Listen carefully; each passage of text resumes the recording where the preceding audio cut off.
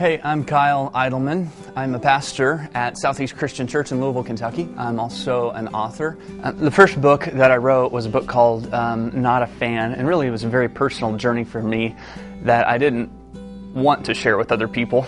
But as the saying goes, what God does in you, He often wants to do through you.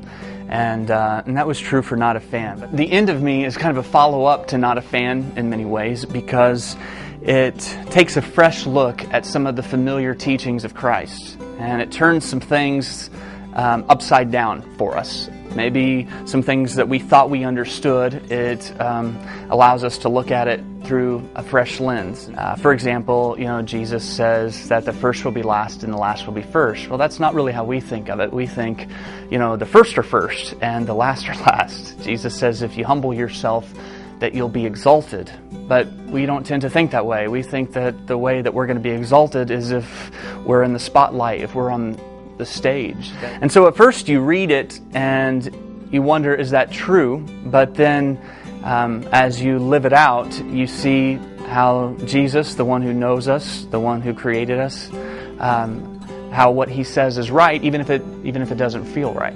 So much of the teaching of Christ was not just countercultural, but it was counterintuitive. Just this idea that we find life by giving of ourselves. What we discover in the end of me is that that's where we find life, at the end of ourselves. But Jesus says that we will find our lives when we lose our lives. That at the end of ourselves is where we find real life in Him.